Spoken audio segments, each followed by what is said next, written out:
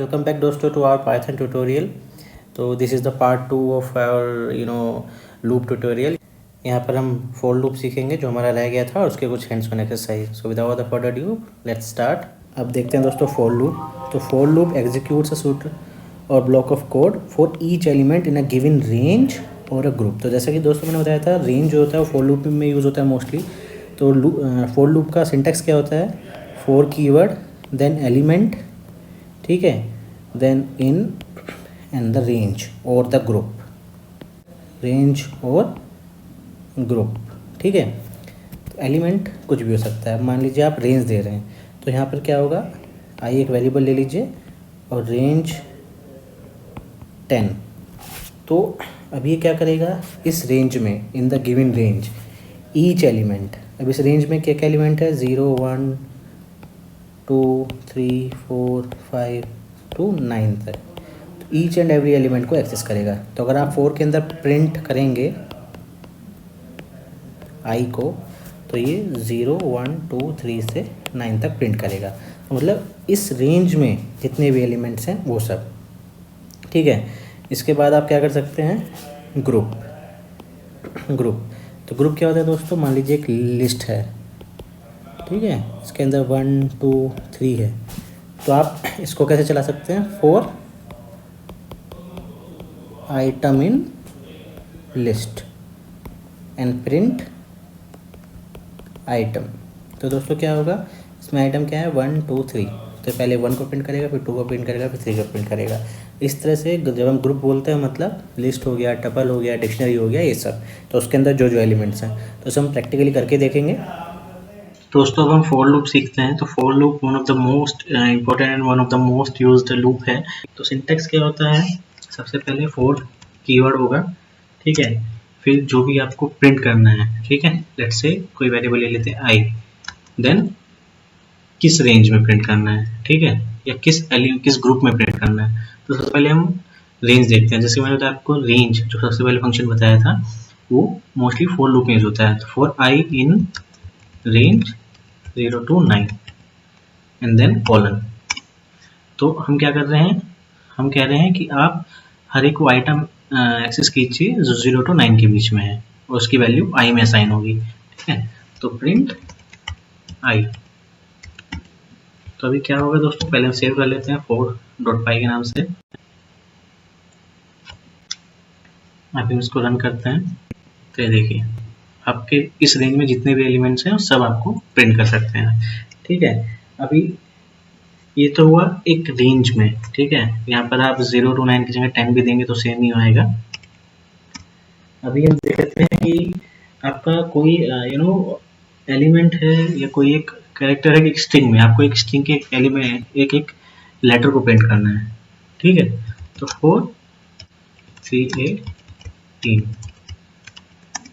Print, ठीक है. तो अभी क्या करेगा दोस्तों, इस स्ट्रिंग में जो जो आइटम है, ठीक है, अब क्या क्या आइटम है, 3 है, ए है, स्पेस है, TEAM, सबको प्रिंट कीजिए एक एक करके, ठीक है. सेव कर लिया है, रन करते हैं.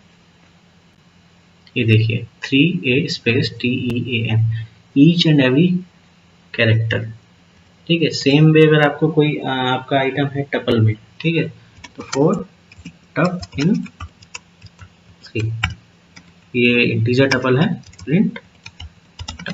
तो ये एलिमेंट है दोस्तों, ये जो होता है ना, ये एलिमेंट होता है इस रेंज में, इस ग्रुप में. जैसे कि मैंने आपको बताया था, कोई भी रेंज हो, कोई भी ग्रुप हो. तो अगर अभी हम इसको फिर से रन करेंगे तो क्या आएगा, ये देखिए 1 2 3.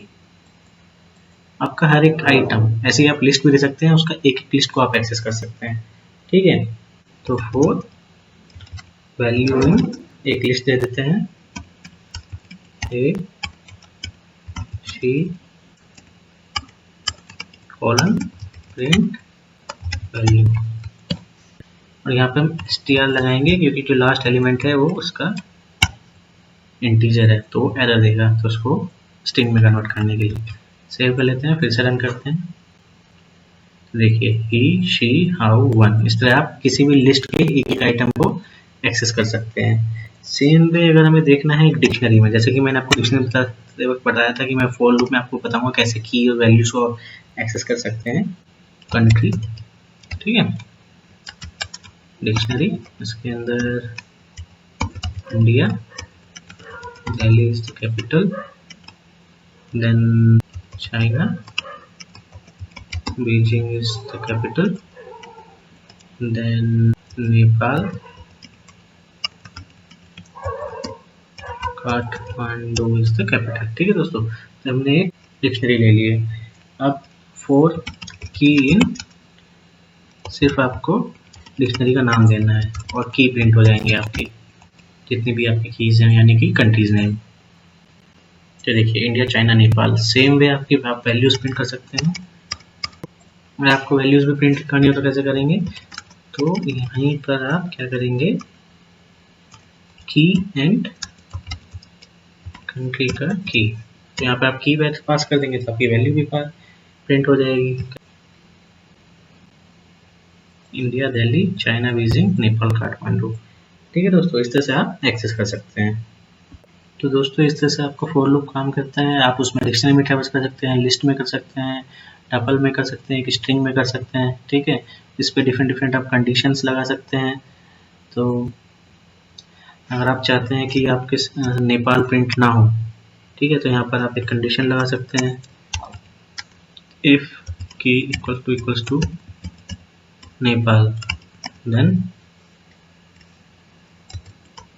कंटिन्यू। तो अब आपका जब नेपाल होगा तो वो कंटिन्यू हो जाएगा, अदरवाइज नेक्स्ट प्रिंट होगा। ठीक है, तब इसको सेव करते हैं तो आपका सिर्फ इंडिया और चाइना ही प्रिंट होगा, नेपाल स्किप हो गया। तो इस तरह से आप फॉर के अंदर यूज़ कर सकते हैं। सेम वे आप वाइल में यूज़ कर सकते हैं।